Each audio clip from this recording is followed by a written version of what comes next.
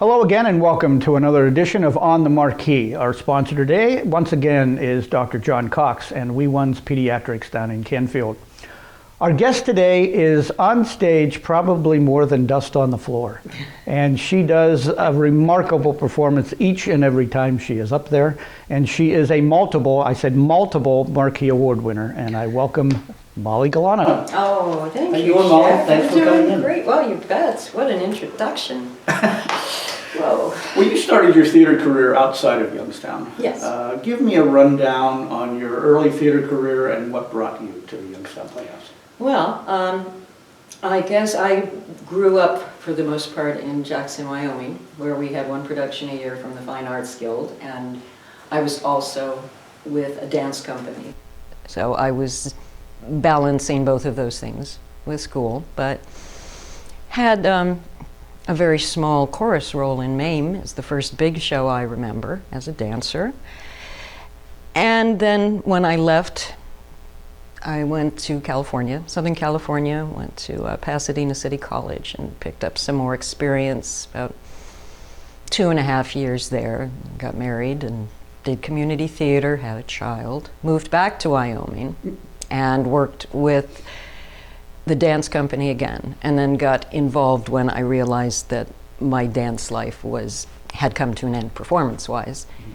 Got more involved in theater at the Jackson Hole Theater Company, Actors Co-op, so did a number of things there, and then came here in 1999. And I remember thinking, why am I here? But we were here, my children's sake, and my husband had a business opportunity, so we moved here, and he liked the schools here. Boys were going to be closer to their dad in Columbus. So I wandered down here because I had no idea what to do with myself for the auditions for Last Night in Ballyhoo, and who should be stage managing that but yourself, and was fortunate enough to get cast, and that was kind of the beginning of my association with the Playhouse. Number one, 6 minutes away from my house. Number two, it had heat. Yes, it had heat. And our radiators didn't come online till about February of that year. So that's the home I found.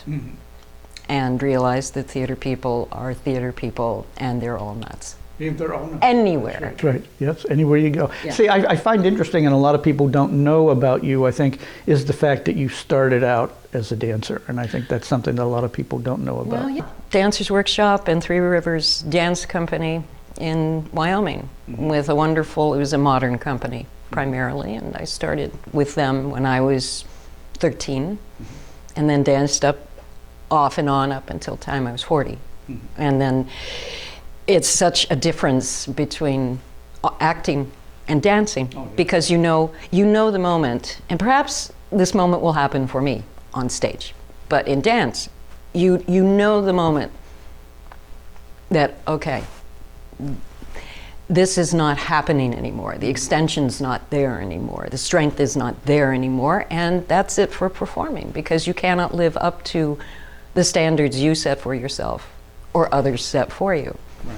So it was nice that along the way I was doing theater, so I could just kind of go into that full time. But I will miss it forever because it's just a beautiful, disciplined art form. Oh, sure.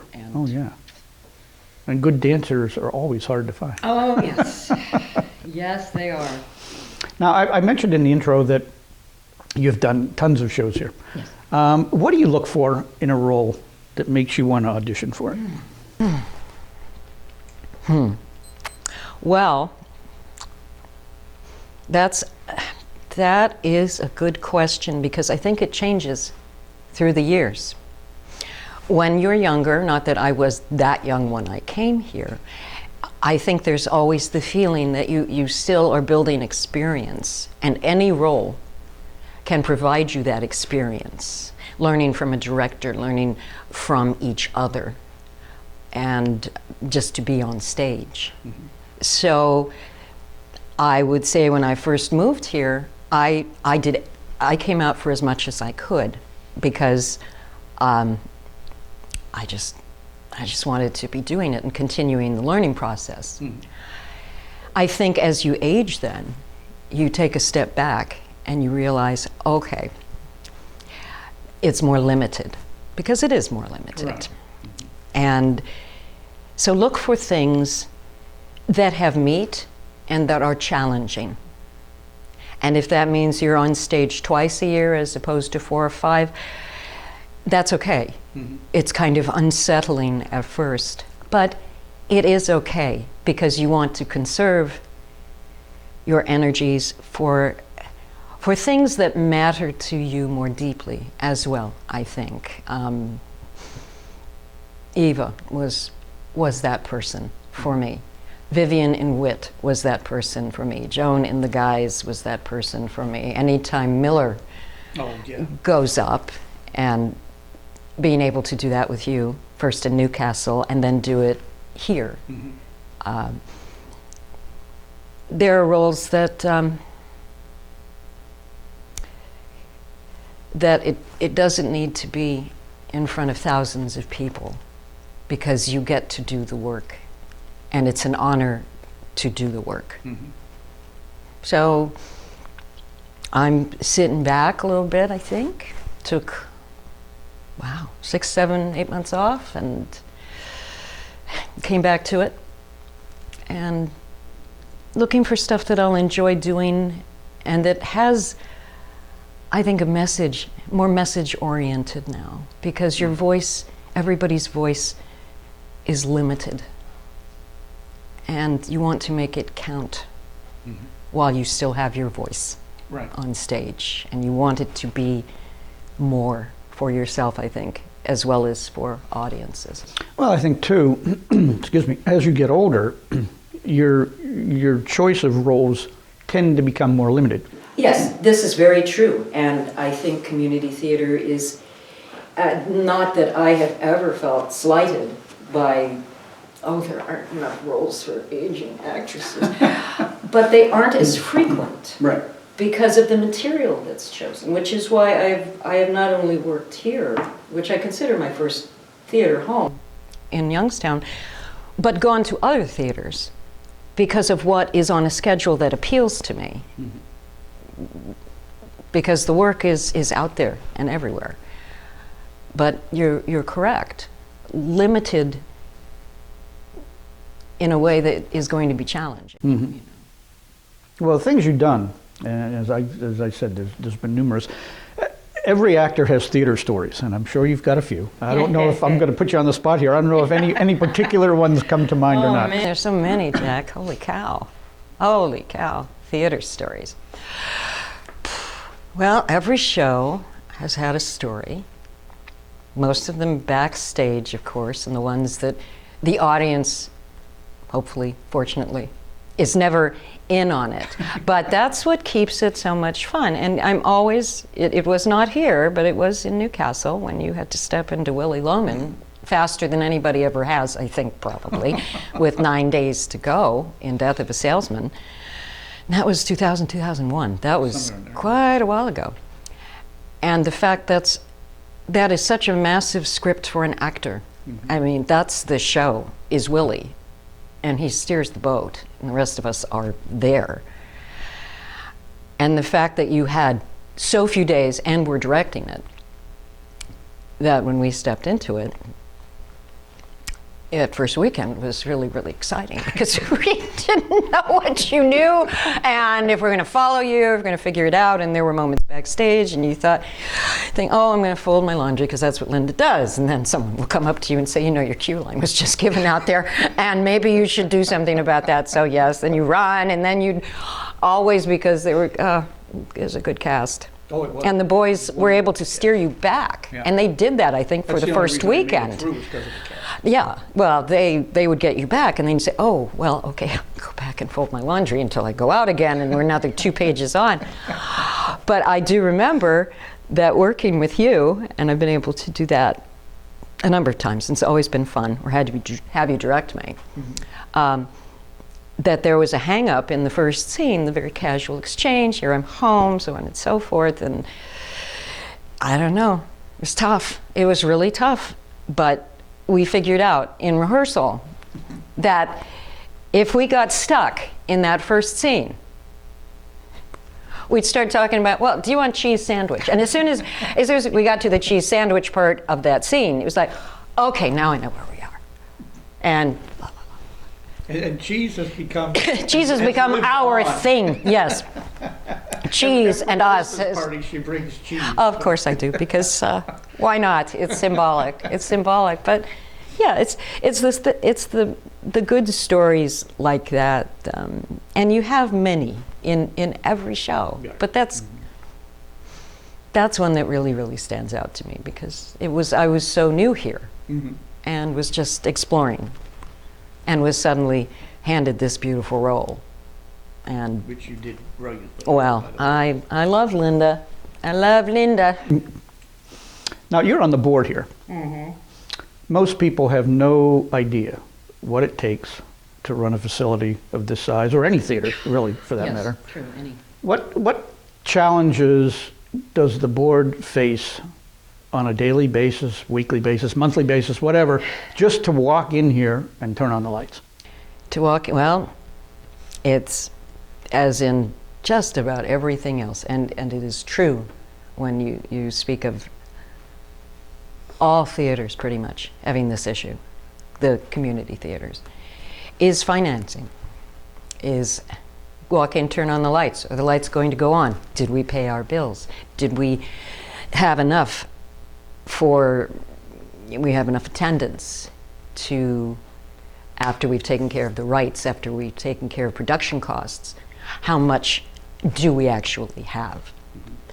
And it's a tightrope a lot of the time. It's a different era live theater now, because you try to keep your costs down, you try to keep your ticket prices affordable, but you'd be foolish not to recognize that live theater for a family outing takes a lot of doing and takes a financial commitment, which is why we offer the flex passes and the deals we do with those to try and make it more affordable and more approachable. Picking seasons, you have to try and have a balance between what is newer, groundbreaking work perhaps, which most noticeably goes on in the Griffith Adler, the small theater, and the main stage, because if you have to fill that big audience, you need something that's going to sell to a lot of people. That's a small space. That's a big space. So I don't know how Jimmy McClellan does it and remains such a wonderful human being.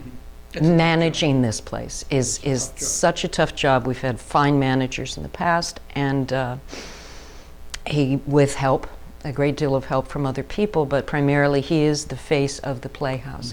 And we could not be happier that his is the face of the Playhouse.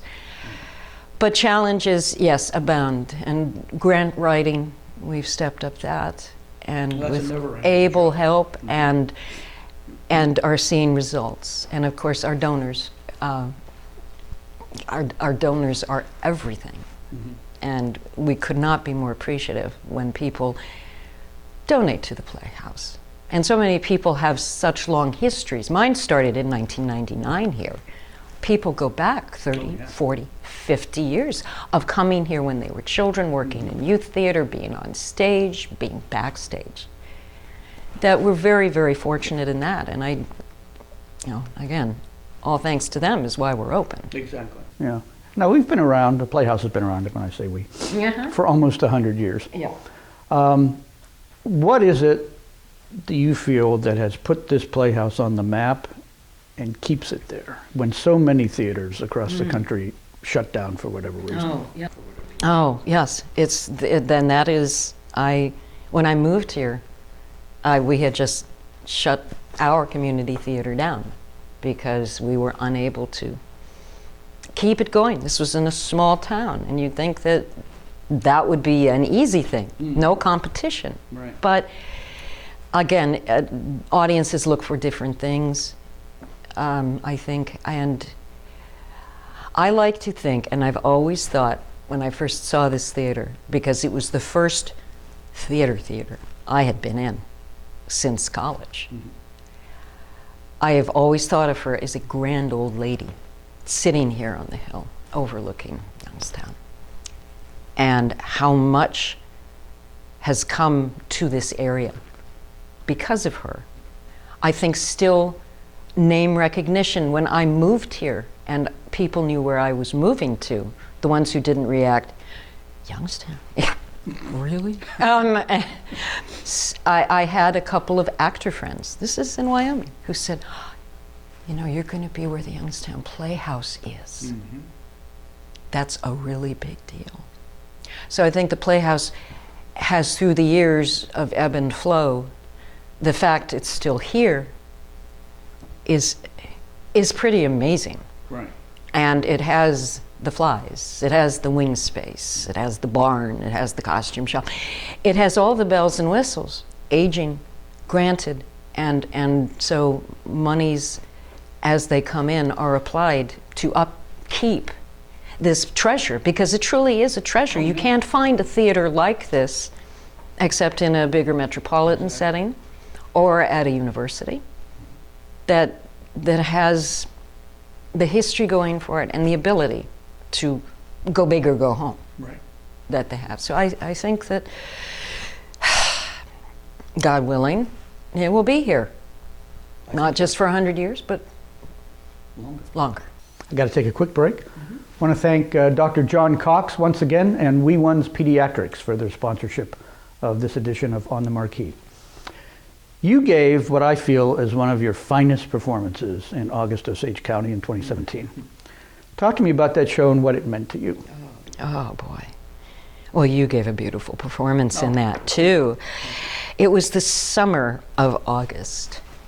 That show was a perfect storm almost of what can happen when everything goes right in a show. So that's just going through the rehearsal process and having a gorgeous set, which Sam and Johnny and Maz put together pretty much.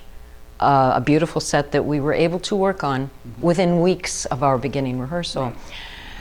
And for anyone who didn't see it, well, there are pictures out there, I'm sure you'll be showing some. It was our playground. We got to recognize it as truly our home, and as someone pointed out, it was almost another character in the show. It was. Yeah. So that was just one perfect thing about it. You also had a dream team directing. And you had Matthew Mazurowski, you had Pat Foltz there as well.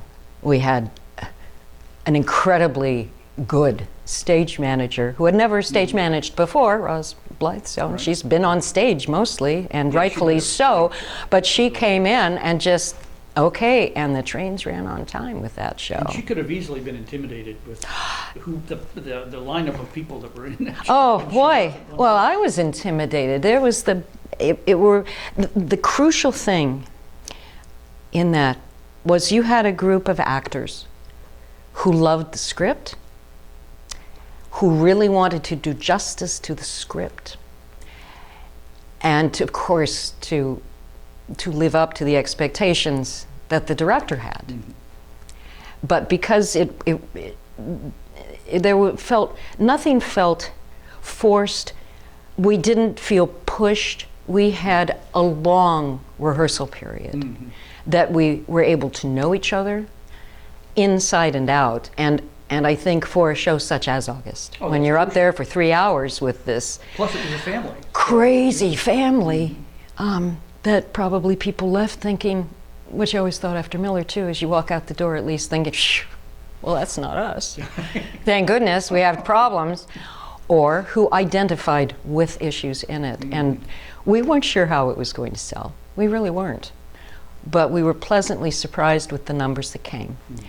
And how people were moved by it and excited by it. And that second intermission, sometimes people would not even leave the theater because they were hanging on the edge of their seats and they couldn't wait to see what the third act brought. Everything, Leslie's lighting cast, mostly costumed ourselves, but we had the overview of Pat and Matthew. We all just really wanted to do this and do it as best we could. And with an entire team behind us, and then the entire team on stage, all working towards the best production we could possibly give it. Which I think we achieved. I think so. Yeah. It was a magic experience, and one that you hoard away because you know, because of time, because of scheduling, because of any number of reasons, that is not always the case with a production. Right. We had the luxury of being able to immerse ourselves in it, and then that came through, I think, on stage. Right. It was an incredible honor and an incredible challenge, and I was again so honored to be part of that ensemble, Yeah. because that ensemble was magnificent, and I can't leave August without thanking the good Lord above that I was able to work with David L. Hatton in that. Yeah, exactly. We're going to get to him in a minute here. Another one of your great roles, I felt, was, of course, Eva. Eva Schloss, the Holocaust survivor in Images. Now, that approach was a little different for you from most any other shows you've done, because it was a one-woman show. You had nobody else to go to on that stage or talk to. You were, Nope. That was you. You were out there by yourself. I was. How did you approach that? How did that affect terrified, Jack. You know how scared I was. I was absolutely petrified. And, Sam and I will drive back and forth to Jackson because we still have my mom's house there. And that script went with me for that 1,800-mile drive back and forth, trying to absorb it and make it my own. And yeah, it was terrifying. It was terrifying, and it also was moving and so sad and so depressing when you thought about it, especially going to be performing it at a time in this country where the Holocaust is not only doubted, but if people remember it, it seems, whatever. That's just another part of history.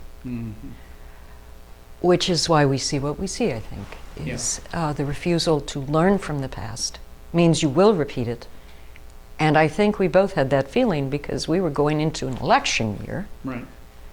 Frightening things were happening. Civil discourse was being tossed aside. People were being treated badly.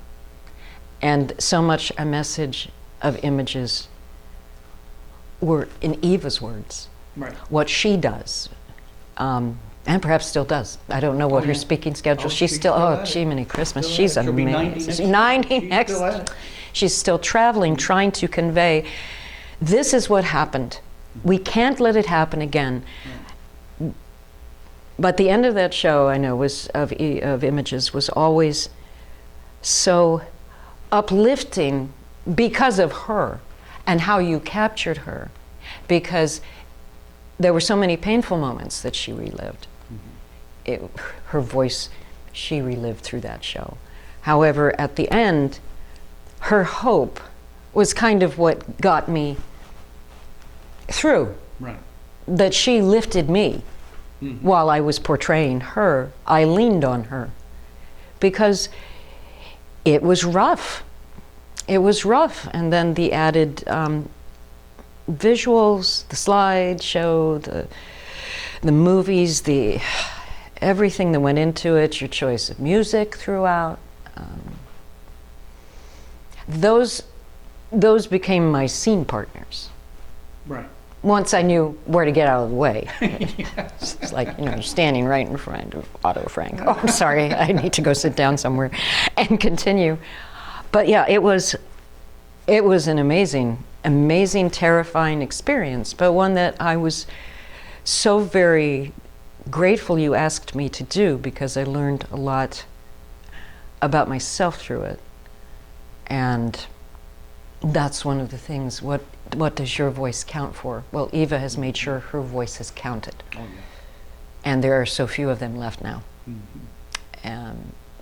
That to, in her stead, give her message. And I think I need to add that even though, unfortunately, she could not be here for it, she did see the video of it, and she was very, very impressed with your performance. Well, I am very grateful to her, and that she agreed to let me keep the accent, because I really didn't know when we revived it how I was going to memorize it without it. So I'm really, really happy, because, as you pointed out, to her she doesn't have one. To her, she doesn't have one? No. So, thank you. Now, this next question, it can be any show you've done, any show you haven't done. What are some of your favorite shows you've seen here at the Playhouse? That I've seen? That I've either seen or done. Seen or done here? Well, I loved 39 Steps. So far as seeing. I adored that show. There are so many. Being in Enchanted April. Again, a dark February and a light story, but Jimmy Leibarger put a set together that took you to a villa in Italy. Every second act. And Brandy and I would stand on the top of the stairs just off stage when the curtains would open. And here it was, dark, dreary February, cold, and the stage was exploding with flowers. There's a view of the ocean behind and the beautiful villa structure. And we'd stand up there and we'd hear the audience gasp and occasionally break into spontaneous applause, applauding the set, which we'd look at each other and think, oh, great. Now we have to live up to the set, which we did our best to do. But that was another group of very fun people, helmed by David L., who was also in it. I love doing that. I love doing Salesman here again. In the back, I've enjoyed just about anything goes on in the Griffith Adler. Right. Amazing performances, amazing shows that I've sometimes not been aware exist, but am grateful they're That's the fun brought. part of that. That's the fun part, is people don't really know what they're in for, and we warn them sometimes. But when you go back there, it's quite an incredible experience. But so far as things I've seen upstairs, A Secret Garden. I adored that. It's a beautiful, beautiful musical. And they did it beautifully. I was able to be chorus in Sweeney Todd and Titanic. Those were amazing, amazing fun things, because you realize just sit in the boat and ride. Yeah. No pun intended with Titanic, obviously, because didn't end too well. But to step into the chorus is a fun thing. The camaraderie in a big musical is wonderful. And again, you get to watch everybody else work. And to me, that's the biggest education an actor ever has, is once school's done and you move it out, whether you have an aim as a professional career or you're going to, as I did, stay home, have a family, work retail briefly, and then explore possibilities to get on stage community. I mean, that's where you learn. Right. By standing far enough out of the wings so you don't annoy people. And you get to watch that in rehearsal, and you get to watch it in performance. Right. You get to watch other people work and listen to directors give direction. And all of that, if you're open to it and you absorb it, you can learn so much just by doing that. I always try and tell actors in a show, watch other actors. That's the greatest way to learn. Biggest lesson, and Cheney, New York, 28, got his start here in Mame, crewing. And expanding that silent crossover scene into something truly epic that was suddenly, okay, you guys have been on there for 5 minutes and you're just sweeping. That he went into, I think, he had such an advantage when he decided to go into theater, because he had been able to crew, be on the rail, be in the hobbit hole, be off stage, of watching the area's best. Their stuff. You mentioned a lot of shows you just mentioned. David L. Hatton was in, and you mentioned him earlier. and he unfortunately recently passed. Yeah. What does his passing mean to this theater? He's another one of these people on the wall now for Right. us that came before and who loved this place and was never too egocentric. We had a healthy ego, and that's okay. Well, That was him, yeah. Wouldn't to run a spot, to pitch in where he could pitch in if he was not on stage. He was willing to come down. And crew. Right. And have a good eye on a show. I think that I did not know him as long as many people did, but I was so grateful to have 20 years more or less of having him in and out of my life, on stage and off stage, because he was just quite an amazing artist. Oh, he was. And I think what hurts is I was so hoping to be around myself to see his Willy Loman someday, to see him in Iceman Cometh, to see him in those roles he was working towards, and who he would have been and continued to be here. So I lost someone I held close in my heart, as one would a child almost, like a son, and who gave me such fine, short suggestions that just about always worked. Drove you crazy. Yeah, I mean, he did. We got to be honest. He would drive us crazy on occasion. But, he was like a shooting star. He was just big. He just exploded whenever he was on stage, when he was around. Well, he always totally immersed himself. Oh, yeah. Oh, yeah. So he was always totally believable. Oh, yeah, he was. He was. From a very, very young age. He was,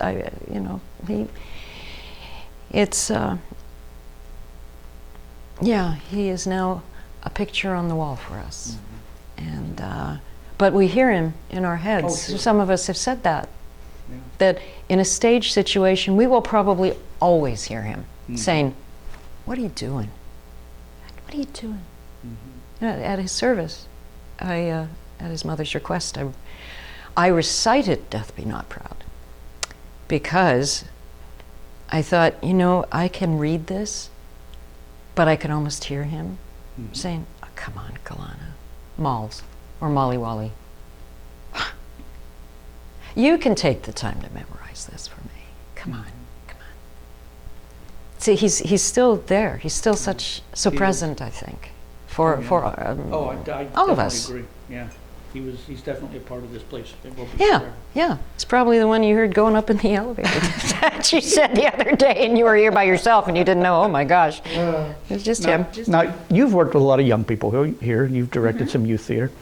What does the Playhouse experience do for young kids?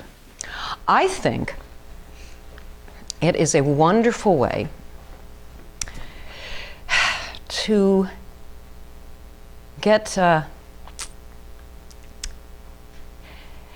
explore what this thing called theater is. And it's a different thing than sports. It's a different thing than club activities or school activities. Now, I know most schools have bigger budgets than we do to do things, so they've got excellent programs.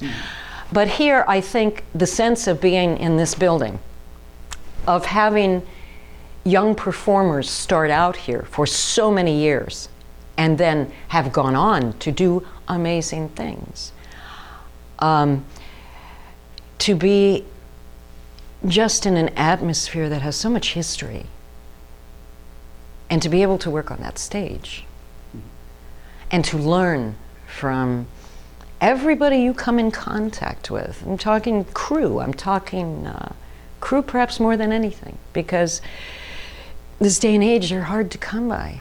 Oh, yeah. And when you start them young, as the Playhouse has, these young people would grow into those positions before they flew off. I just know working with Giver is the one that always comes to my mind. That was in 2007. And I had a marvelous group of extremely talented young people and some older people. Dave L., as a matter of fact, John Holt was in that. Watching them learn how to let go of them and become somebody else. That was what was most thrilling for me. That discovery that you're in a safe place to explore. And don't be looking at yourself, which is something, you know, a lot of us have trouble with sometimes. It's like you look at yourself, you're on stage, what am I doing, what am I doing, which is the worst thing you could possibly do. But seeing them learn the freedom being on stage affords you, that you can be someone else, you can be loud, you can be crazy, you can be this, you can be that. And I think as adults, often we find it extremely therapeutic. I'm saying, don't mean to include you in that, but I'm saying that I have found it extremely therapeutic. That you step out of what your life is, what your day-to-day life is with its challenges and its excitements, whatever. And then you get to be somebody else and go on marvelous adventures or find something deep within yourself to share, because that's the ultimate point, is share of yourself and your talents. And again, many of these young people have just gone on to brilliant things. Yes, they have. It's not necessarily theater, but they have gone out into the world, and I think because of confidence you gain when you are a young person in the theater, you take that with you. And it helps them in no matter And what it helps walk you of in life. any situation, that you really have a sense of yourself and how strong you are and what you can do. You kind of touched on this a few minutes ago with David. Names of people that have been instrumental over the years here at the Playhouse. John and Rennie Griffith, Sis Soller, Bentley Lenhoff, John Abbey. I mean, the names go on and on and on and on and on. Why, I mean, people come and go from theater all the time. But why do you think those particular names, and I'm not limiting those to the ones I just mentioned, but ones like them, linger in this building for as long as they have? Well, all those people you named, except for Sis and Rennie and Bentley briefly, I was not around here for. But I think anybody who sets a standard and who does beautiful work, they're going to be part of this place. They're going to live in these walls. They're going to be, their energy will remain here. That's what they brought, because they brought their talent, their commitment to this space. And as long as we have archives, thank you very much, that are being dealt with, because they should be, they will remain in this space, because this was their home as well. And they loved it. And they had frustrating moments. And they had deadlines to meet and horrible tech weeks and all the rest of that. But they remain in this grand old lady. They're still here. As the newer, you know, as new people pour in, pour out, come back. It's always a treat to see when things are cast. Who's come? Right. And you think, I don't know any of these people. And that's great. And it is, yeah. That's fantastic. Anytime you get new faces. New faces is fantastic. Or you know, okay, I know, ooh, that's going to be good. That's going to be fantastic. Or whatever. But, you know, the collective memory has been taken over by machines. Yeah. But maybe in theater, it will still be a tradition handed down of what these people on the wall brought and did for this community and for each other. With the Playhouse being almost 100 years old, in your opinion or in your foresight, where would you like to see the Playhouse be in 100 years, and how do we get it there? Oh, like bringing some big cranes and pick it up and take it over. I would like it to still be known. I would like it to still be a presence, because it's such a big house. Like all the stuff to be fixed, it needs fixed. But I'd love it to still be here, exposing audiences to the kind of shows it's capable of doing, and the people involved are capable of doing, and who can even think what 100 years from now will be. Exactly. Yeah. What will be the standard? Will rent be an old standard in 100 years?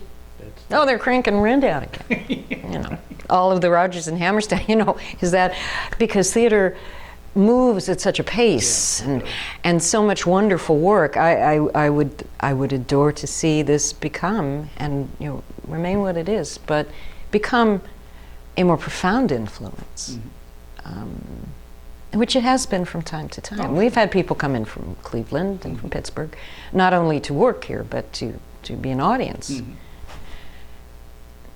It would be, theater is the heart of a community. I've always thought that.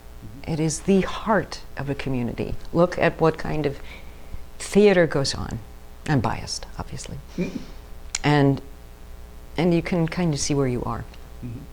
I would like this to be more and more able to be the heart of this place. And that's not taking anything away from the many community theaters there out there, because there are many, and they all appeal to different audiences, or we share an audience. And wherever art is done, it needs to be, because, or in a world that doesn't place any value on it, or not much value on it anymore, sadly. And there is, people have been performing since the dawn of time for an outlet to make a point. So I would hope it was here. Or as I said, that a great crane came along and maybe lifted it up and put it just over there. But, you know. We're working towards that. As I'm sure you know. The big crane. Well, Molly, I want to thank you for coming in this morning. Oh, thank It's you. been great talking to you. Oh, it's been fun. Thank you. And we will see you again next time on another edition of On the Marquee. Take care.